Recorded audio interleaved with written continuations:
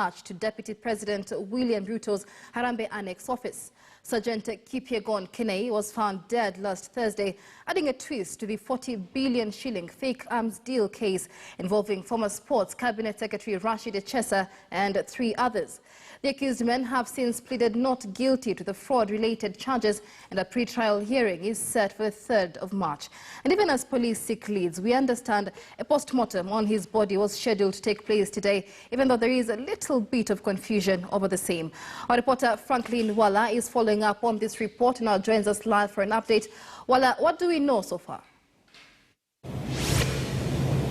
Okay, Michelle, just as you've put it right, that we are at Chiromo Mortuary, whereby today we were expecting a post-mortem would be conducted on the body of the late Sergeant Kipyegon here at the city morgue. But having spoken to his family like 20 minutes ago, the family is just there. They've told us they actually will be leaving this place in the next 20 minutes because they have been waiting for the authorities and the officials who are leading the probe into this particular incident, but they haven't arrived since the family has been here from 9 a.m. Right now, the family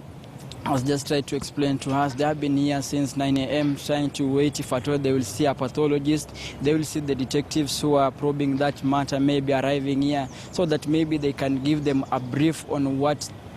will be the next course of action. But that hasn't happened. We managed to speak to a few of the detectives who were prior to this particular matter. They have told us they are still held up somewhere. They are pursuing other leads in this particular case, and maybe they'll be coming to this particular morgue at around 3, and from there maybe is when they will give the family an official response in regard to this matter, whether the post-mortem to the body of the late Sergeant Kipyegon will take place today, or maybe they will wait until tomorrow. But another team of detectives from the cybercrime unit, they are right now perusing the phone of the late, just trying to analyze a few things from the communication, just to understand who did this late Kipyegon spoke to, and maybe what was the mode of communication. We are meant to be informed that they have been able to retrieve some Echesa messages, whereby on the day that this late Kipyegon was reported to have died, there were a few 35,000 shillings that were sent on his mobile phone on an equity line that was sent to the wife back in Rift Valley. There was also another amount of 10,000 that was sent to the father back at home, and there are chats that you actually been able to peruse, and the way the chat was going on, Kipyegon was just more concerned about his 10-year-old kid, trying to talk to the wife just to tell them that all will be well. And also one thing that I will note from that communication, there was also an exchange on the expected wedding that we were told that it was expected to take place. But detectives are also analyzing this matter, so just to understand, maybe was somewhere aware of what will take place, so that maybe that person took the phone for the late, then maybe was the kind of the person who was talking to the family. Is this a person who also have an access to his crucial documents, in that he managed maybe to withdraw some money from his bank accounts to his mobile phones, then maybe in the midnight he sent the amount to the family, so just maybe to confuse detectives, maybe if at all anything will have happened after that. But that is under now at the cybercrime unit at the DCI headquarters, where detectives are just trying to peruse a few communication leads in regard to that matter. We understand another team of detectives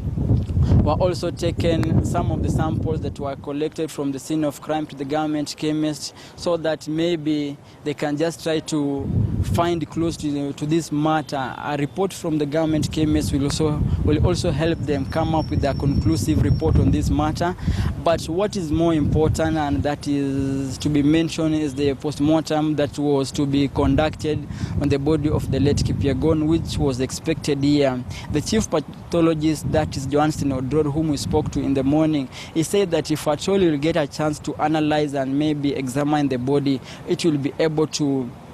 be just put across how did this bullet enter the body, the examination of the wound, was it self-inflicted, or maybe was it that it was shot from a close range, did someone trigger the bullet, or maybe what transpired in this particular incident. But that is yet to happen. Detectives are also trying to to follow crucial leads, having understood that they're trying to examine maybe if at all the post-mortem report will reveal maybe the close range of the bullet was too close, maybe was it self-inflicted. They're also questioning, was it that someone who gave pressure to the late Kipyegon maybe to shoot himself, then the person had an access to his crucial documents, opened his phone, managed to retrieve some contact to his family, whereby maybe the person drafted the note that was found just beside the late's body, then maybe went on, maybe also retrieved M-Pesa from the late's bank accounts, then sent to the parents just to confuse them, maybe if at all anything will happen. But these are the things that you are waiting to confirm when the detectives will be here.